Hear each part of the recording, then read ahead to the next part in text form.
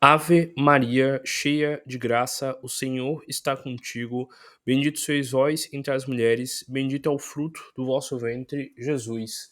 Santa Maria, Mãe de Jesus, rogai por nós, buscadores de conhecimento, agora e na hora do nosso desenlace, que assim seja. Uma boa noite a todos, muita paz. Declaro abertos os trabalhos do Centro Espírita Os Humildes de Jesus. Que todos sejam muito bem-vindos e tenham muita oportunidade aqui da gente aprender juntos e compartilhar esses conhecimentos. Que os anjos guardiões e os espíritos protetores de cada um de vocês os abençoe sempre pela dedicação que vocês têm em aprender. Sou muito grato pelos espíritos protetores de vocês, porque eles ajudam também muito nesse trabalho.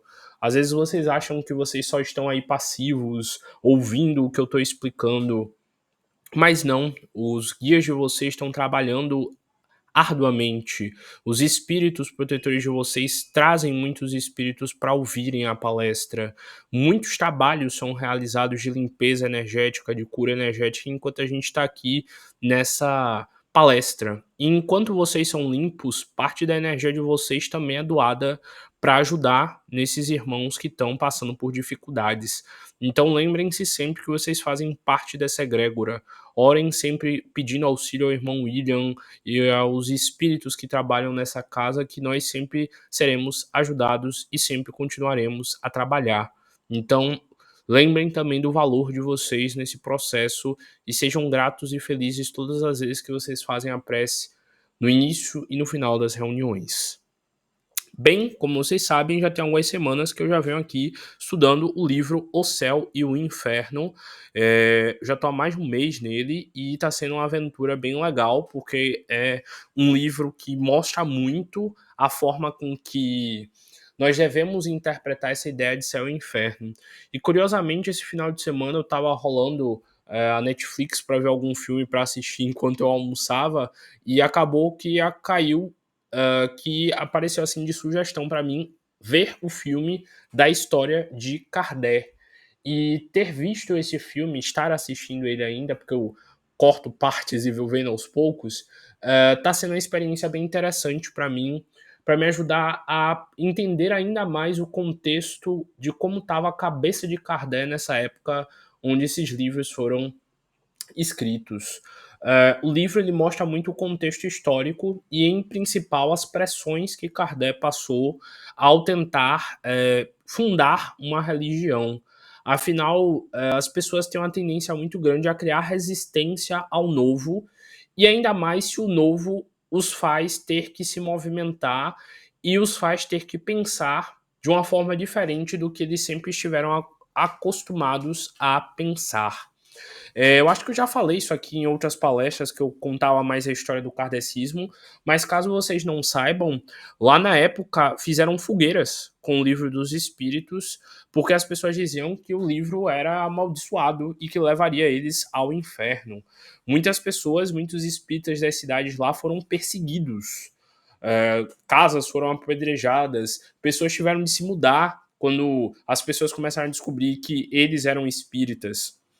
Inclusive, o filme retrata um momento onde teve uma briga muito grande de Kardec com uma das médiums. Porque, pelo que eu lembro da história, ele não quis colocar o nome das médiums no livro dos espíritos, não porque ele não queria dar crédito a elas, mas porque ele sabia que provavelmente elas seriam muito perseguidas. Que foi o que realmente aconteceu quando as pessoas descobriram quem foram os médiums responsáveis por ajudar na escrita. Então, percebam quanto o contexto era difícil. Era um contexto ainda napoleônico, se não me engano, era Napoleão III que estava lá dominando na época, e foi também numa época onde a igreja estava voltando a ter muita influência nas escolas e tudo mais. Então, pensem aí, a audácia que é escrever um livro intitulado O Céu e o Inferno, a audácia que era para a época assumir isso, de dar uma explicação sobre o céu e o inferno melhor do que a da igreja, e, de novo, a audácia que era ter a coragem de peitar toda essa galera e dizer: não, eu vou fazer sim um livro, eu vou publicar sim um livro, e eu vou sim dar uma nova definição e percepção da ideia de céu e da ideia de inferno para vocês.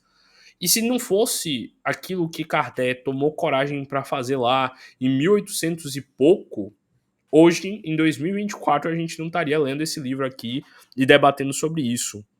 E pensem aí, a gente está em 2024 e muito do que é dito nesse livro sobre a ideia de céu e a ideia de inferno, até hoje, continua sendo levada da forma com que a igreja interpretava, ou hoje em dia os evangélicos interpretam, e até hoje muitas das reflexões que a gente olha aqui nesses estudos, e a gente fica tipo, nossa, olha como realmente faz mais sentido, muitas pessoas ainda não pensaram, muitas pessoas ainda não perceberam.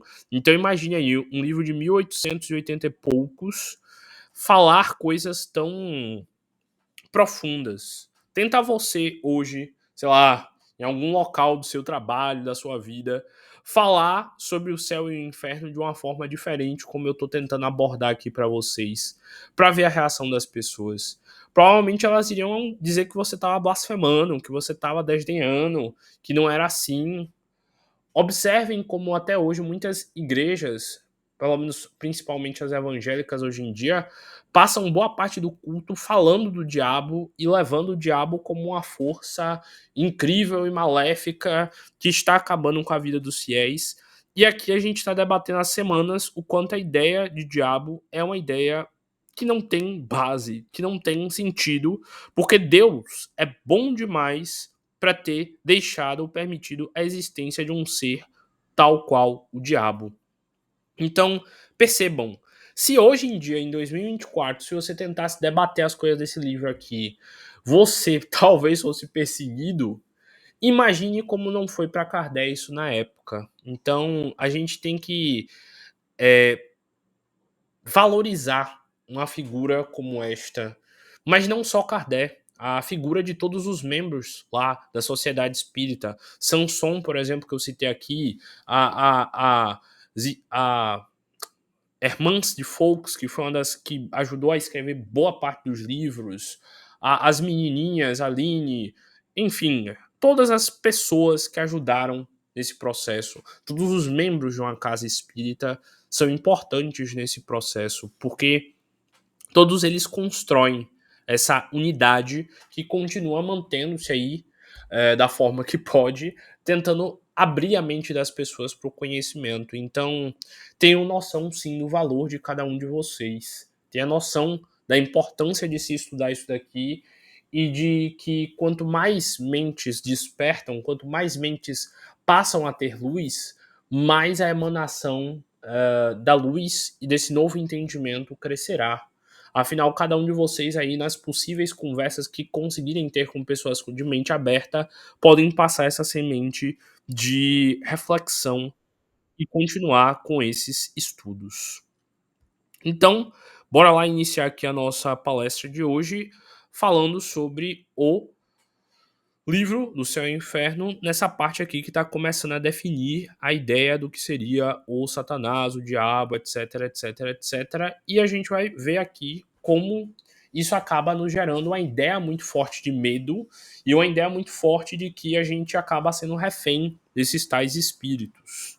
Porque, por exemplo, quando a gente recebe lá no centro espírita um novo médium de incorporação, ou então um novo médium de qualquer tipo, um dos maiores medos que esses médiums têm é de ver espíritos obsessores, de ser incorporado por um espírito obsessor, ou de que algum espírito atrasado chegue perto deles. E uma das queixas mais comuns deles é que quando eles veem esses espíritos, eles os veem com formas demoníacas e que eles ficam morrendo de medo ao ver eles com chifres, com coisas estranhas que para eles gera medo. E a gente vem trabalhando aqui já há semanas a ideia de que o nosso anjo guardião e os nossos espíritos protetores, eles são muito mais unidos a nós. E quanto mais a gente se dedica a fazer o bem, mais fortes nos tornamos perante esses espíritos.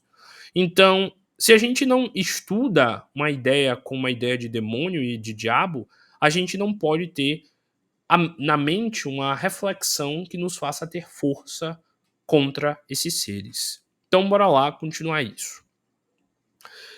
Vou continuar nesse trecho aqui. Nenhuma criatura pode alcançar tal fim sem essa maravilhosa e sublime intervenção da caridade. Ora, para preencher a distância infinita que separa a sua essência das suas obras, preciso que fora reunisse a sua pessoa os dois extremos, associando a divindade às naturezas ou o anjo ou o homem, e preferiu então a natureza humana. Então, de novo, aqui era um trecho que estava falando sobre a escolha. Porque nós humanos resolvemos ser humanos, se nós poderíamos, entre aspas, ter escolhido entre ser um ser divino como um anjo. E por que não teria sentido Deus ter feito já os anjos perfeitos, sendo que ele nos fez imperfeitos para que nós fôssemos aos poucos nos lapidando para chegar nesse verdadeiro nível. Ele continua. Esse plano concebido de toda a eternidade foi manifestado aos anjos muito antes de sua execução. O homem, Deus, foi-lhes. O homem deu-lhes. Peraí, que essa palavra aqui é difícil. Ah, não, é separada mesmo.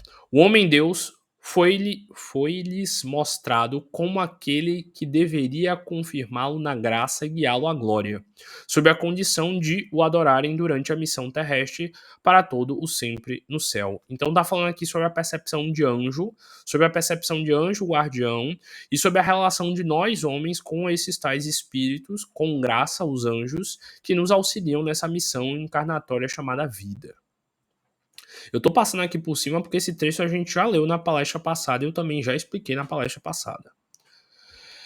Revelação inesperada, arrebatadora, visão para corações generosos e gratos. Mas, mistério profundo, humilhante para espíritos soberbos.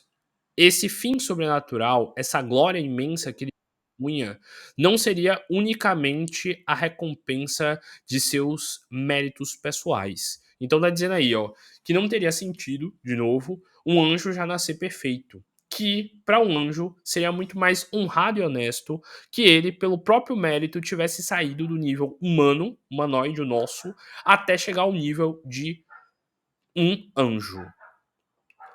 Porque para ele teria muito mais mérito e honra ter se forçado, se controlado, evitado tendências e comportamentos negativos a ponto de chegar num nível como este.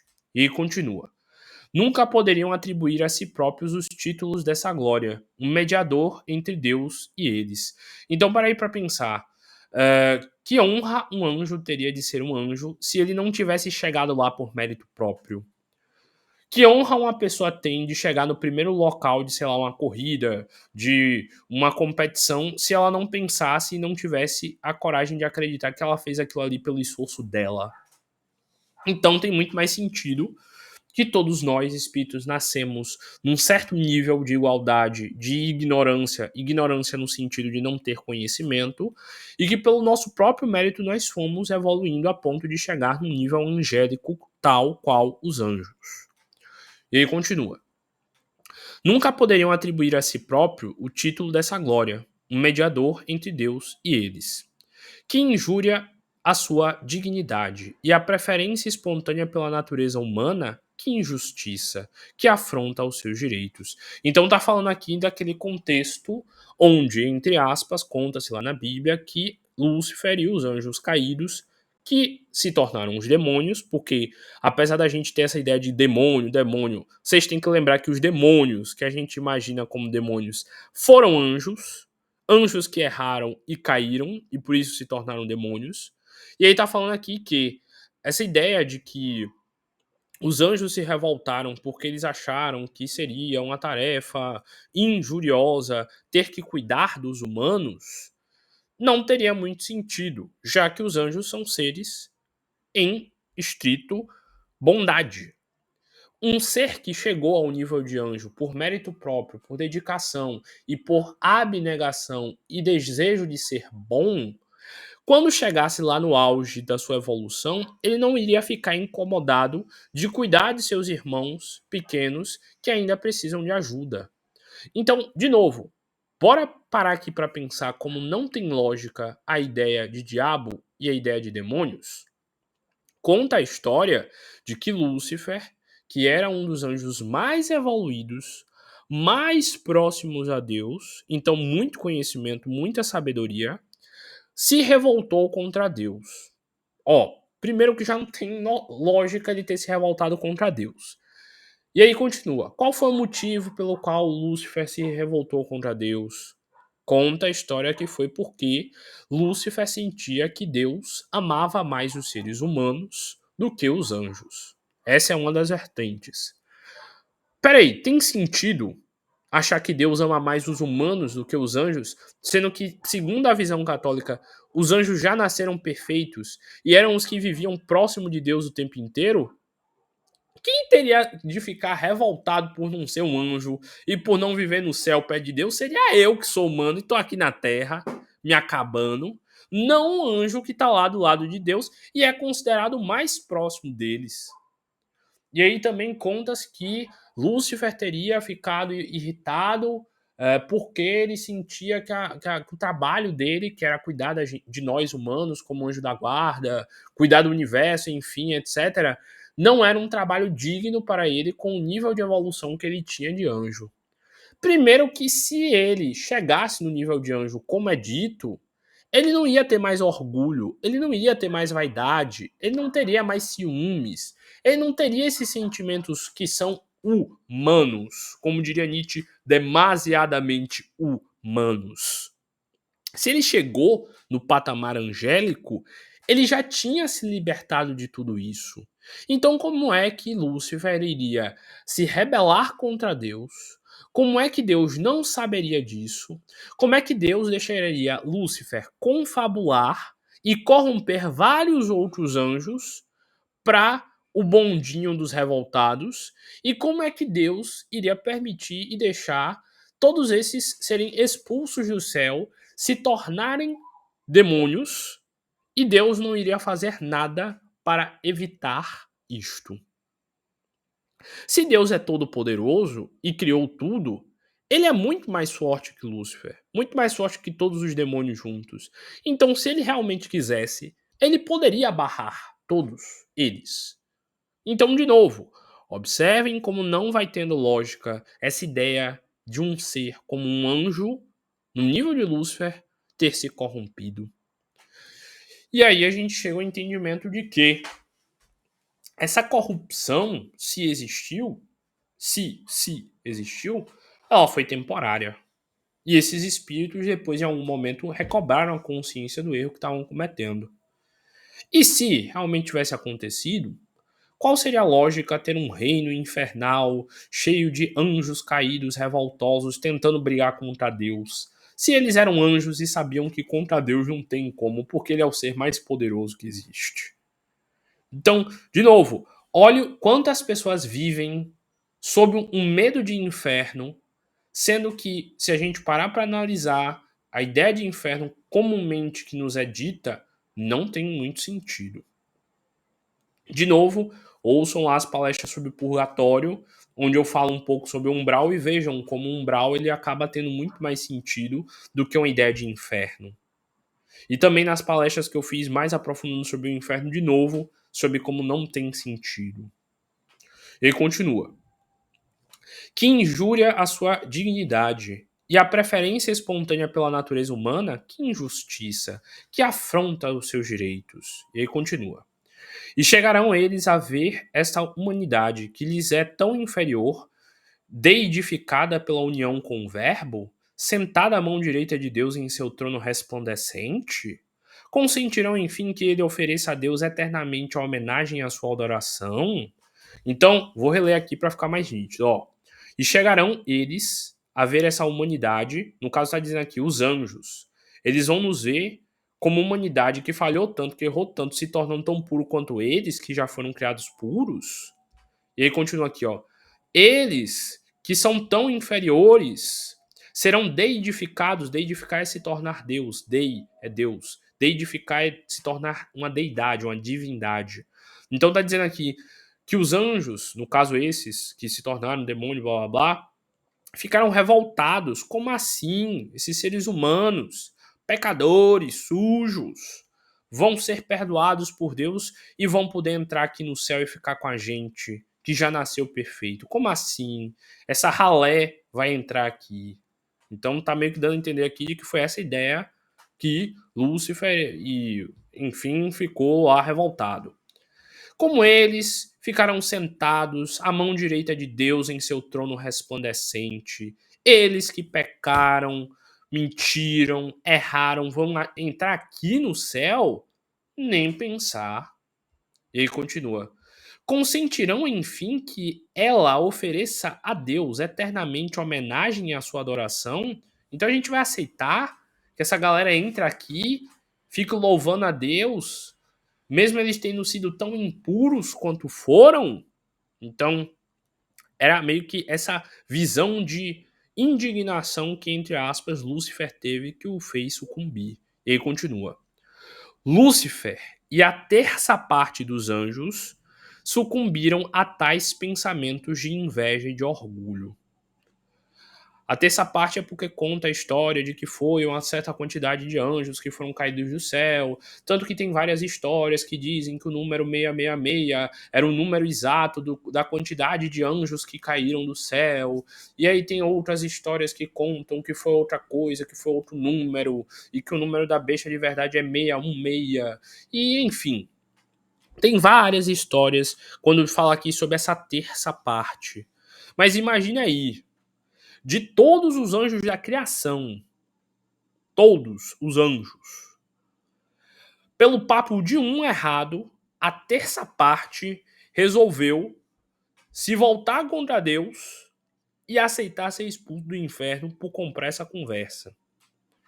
E aí fala, pelos pensamentos de inveja, como é que um anjo, um ser puro, perfeito, teria inveja de alguém? Pô, velho, eu nasci anjo. Eu sou perfeito. Eu vivo no céu, coladinho com Deus. Eu e ele pra tudo que é canto. Deus diz, eu faço. Tô aqui suave na nave. Não tenho dor no corpo, não tenho doença, não morro, sou eterno, sou o bonzão, onde eu passo toca a lira, minhas asas bate eu brilho. Imagina um anjo ter inveja de um ser humano. Deus, o que é que eu, humano, tenho para um anjo me invejar? Quem é que tem que ter inveja do anjo aqui? É quem? Senão eu, que sou humano, falho, que tenho um corpo, que vai perecer, adoecer e vai morrer. Não tem sentido um anjo ter inveja de mim. E aí é o outro. Pensamentos de inveja e de orgulho. Orgulho. Como é que um anjo vai ter orgulho? Orgulho. Ah, esses humanos vão chegar aqui no céu e eu não quero ver esses humanos aqui no céu. Ele é um anjo, ele já nasceu perfeito. Ele viveu a vida inteira dele no céu. Porque ele vai se incomodar se alguém também tá entrando no céu. Se ele já tá lá desde que o céu foi feito, de junto de Deus. Ele ia ficar ainda mais orgulhoso dele mesmo. Ó, oh, você, humano, chegou aqui agora. Eu tô aqui desde que o céu foi feito. Quando tudo isso aqui era grama, eu já tava aqui. Agora que tá construído, você tá vindo conhecer? Eu ajudei a construir isso aqui. O anjo que vai ter orgulho de me ver e pensar o quanto ele é mais alto do que eu. Não ele de mim. Percebem como não tem sentido? E aí continua. São Miguel e com ele muitos exclamaram: quem é semelhante a Deus? Inclusive, para quem não sabe, Miguel em hebraico significa isso. Quem é como Deus? Mihael. Miha é tipo quem é como, quem é ou quem é Deus, quem é como Deus. Então o nome de Miguel é esse. Quem é como Deus.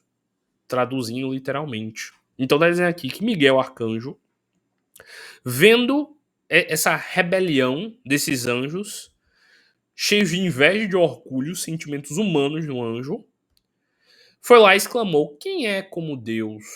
Para tentar pegar o posto dele. Quem é tu, Lúcifer, para se achar o bonzão aqui no bagulho e querer brigar contra Deus e dizer que Deus tá errado? Caia pra mão, meu irmão, venha, que eu vou lhe deitar na porrada. E pronto. Imagine aí, dois anjos, caindo na porrada. É inconcebível você pensar um anjo pegando uma espada para bater no outro. Primeiro que anjo nem tem corpo. Se eu bater uma espada no corpo de um anjo, vai fazer o quê? Vai cortar o quê? Diabos vai cortar. Percebem que não tem sentido essa ideia de um anjo brigando com outro? Mas não, segundo aqui a história, Miguel ficou indignado. Oxe, como assim você tá indo contra papai, rapaz? Oxe, tá doidão? E aí ele continua: Ele é o dono de seus dons, o soberano Senhor de todas as coisas. Glória a Deus e ao Cordeiro, Jesus, que tem de ser imolado a salvação do mundo. Então, meio que Miguel falou aí: Tá doidão, Lúcifer? Cai pra mão, não vai fazer bagunça aqui não, irmão. E aí, de novo, dois anjos brigando. Já é inconcebível. Vou continuar. O chefe dos rebeldes, porém, esquecido de que a Deus devia sua nobreza, como é que um anjo esquece de que Deus é mais poderoso que ele? Continuando.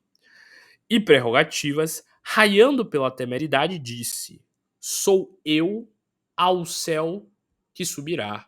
Fixarei residência acima dos astros, sentar-me-ei sobre o monte da aliança nos flancos do Aquilhão.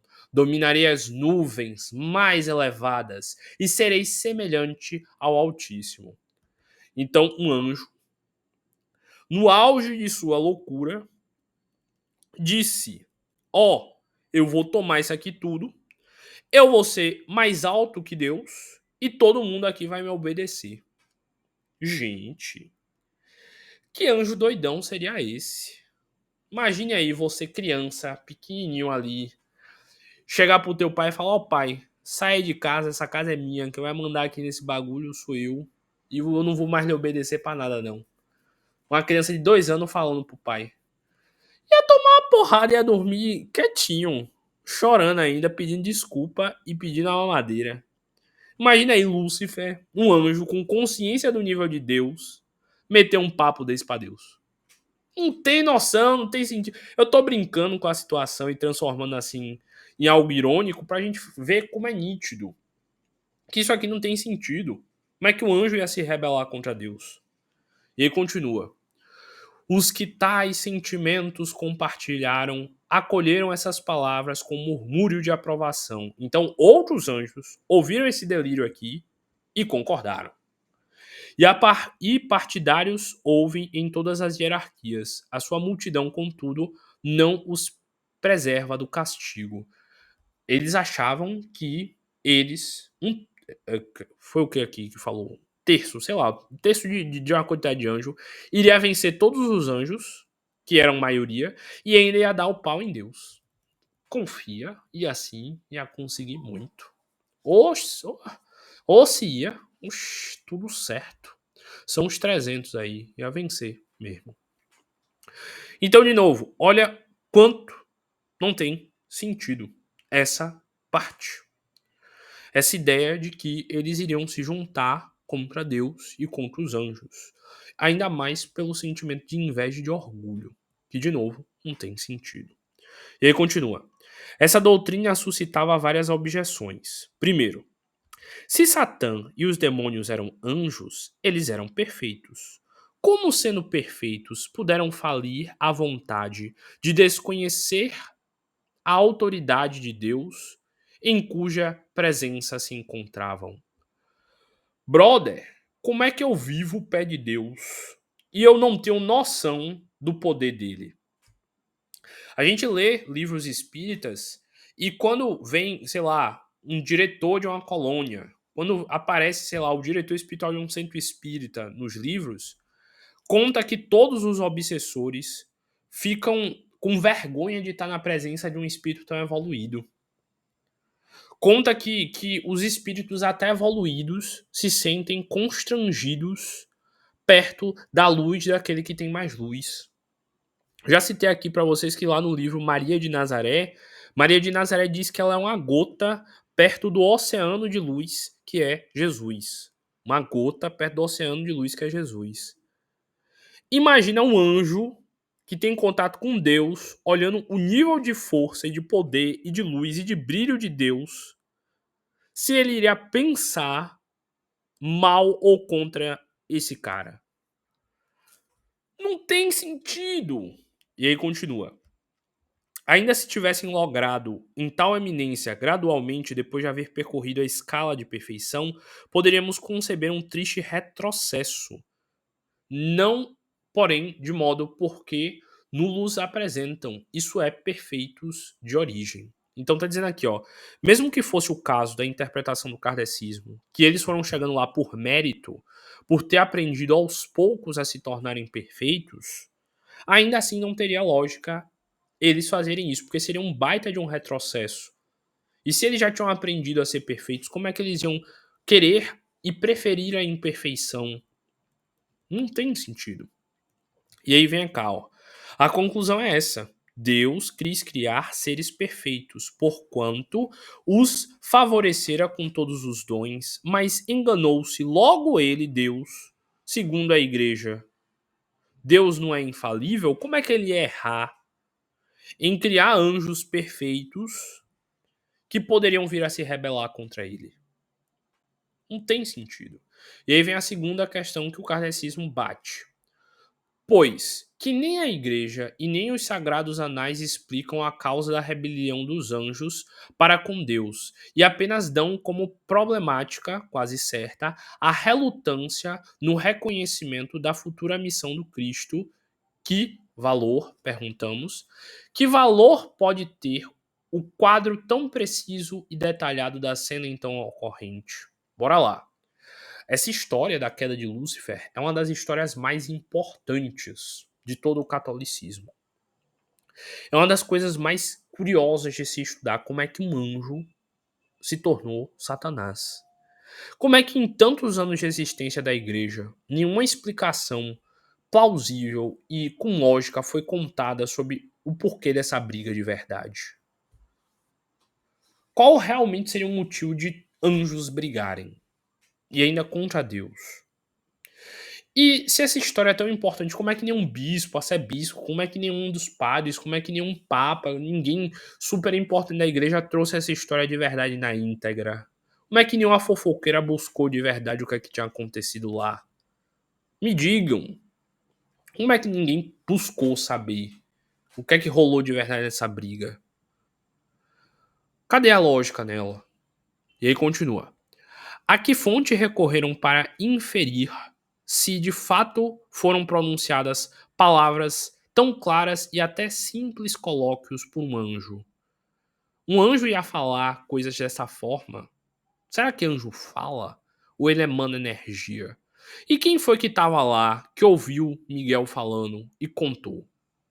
Quem foi que estava lá, que viu Lúcifer confabulando e contou pra gente? Quem foi que pegou essa história lá e, ó, Miguel tá cheio de raiva de Lúcifer, vai dar quebra-pau, viu? Quem foi que contou, através dessas palavras aí, isso pra gente? E aí, continua. De duas uma. Ou a cena é verdadeira ou não é. No primeiro caso, se for verdadeira, não havendo dúvida alguma, porque a igreja não resolver a questão então. E se a igreja e a história se calam, se a coisa apenas parece certa, claro, não passa de uma hipótese. E a cena descritiva é mero fruto da imaginação de alguém. Mas é que tá, alguns que interpretam pela visão do catolicismo ou de outras religiões vão dizer, ah, mas tá na Bíblia, então é verdade. Ó, se tá na internet também é verdade, não é? A gente foi feito para questionar. Deus nos deu sabedoria, Deus nos deu a capacidade de aprender, de refletir, de estudar. Algumas pessoas podem até interpretar que ler isso daqui e interpretar dessa forma pode fazer a gente se tornar descrente, mas para mim é muito pelo contrário. Me torna muito mais crente de que Deus é lógico, de que Deus é amor e de que Deus não ia deixar uma história dessa aqui acontecer. É que nossa mente às vezes precisa de histórias e de se apegar a essas tais histórias para a gente ter uma crença maior na vida e nas coisas. Então, o nosso cérebro meio que fica pensando, tá, Francisco, se eu não vou mais acreditar em nada disso aí, porque tá errado essa interpretação e blá blá blá que você tá me dizendo, o que é que eu vou acreditar então? Então, como eu já falei, a gente tem a explicação de como são os níveis das colônias, também de como funciona o umbral, a gente tem as explicações da reencarnação e tudo mais, que são muito mais lógicas. E de novo, como o próprio Kardec falou um dia, se um dia alguma explicação aparecer para mim melhor do que essa, eu vou desconsiderar a explicação do kardecismo e eu vou seguir para que tiver mais lógica. Por quê? Deus me fez com capacidade crítica exatamente para isso, para que eu buscasse a verdade o mais próxima possível da verdade. E aí tem aqui a terceira questão sobre essa ideia de como essa ideia de Lúcifer é sem lógica. As palavras atribuídas a Lúcifer revelam uma ignorância admirável num arcanjo. Arcanjo, que por sua natureza e grau atingido não deve participar quanto à organização do universo, dos erros e dos prejuízos que os homens têm professado até serem pela ciência esclarecidos. Então, lá na palestra que eu falei sobre os anjos, eu contei as hierarquias dos anjos. E eu falei sobre as tarefas que os arcanjos tinham. Como é que um arcanjo, que segundo a própria historiografia da radiografia, não é o dos anjos mais próximos a Deus, porque os que estão mais próximos seriam os, os da primeira hierarquia, que se eu não me engano são os serafins, querubins e tronos. Como é que um que, entre aspas, está numa escala menor do que os outros anjos, quer saber mais e peitar Deus ainda? E, de novo, como é que um anjo, que perante nós é um ser extremamente evoluído, um arcanjo, na verdade, muito mais evoluído, depois de chegar num grau tão alto, topou se corromper assim? E aí continua. É sempre a velha crença da Terra como centro do universo, do céu como que formado de nuvens, estendendo-se até as estrelas e da limitada região destas, que a astronomia nos mostra disseminadas ao infinito. No infinito espaço. E aí aqui tem duas notas de rodapé que eu vou ler porque é parte do embasamento da teoria aqui, onde provavelmente Kardec vai citar de onde ele tirou da Bíblia a fala, de onde ele tirou também da leitura dos arcebispos da época a fala. E aí tá falando aqui, ó. Essa doutrina monstruosa é corroborada por Moisés quando diz em Gênesis: ele se arrependeu de haver criado o homem na terra e, penetrado da mais íntima dor, disse: exterminarei a criação da face da terra. Exterminarei tudo, desde o homem aos animais, desde o que os rastejam sobre a terra até os pássaros no céu, porque me arrependo de os ter criado.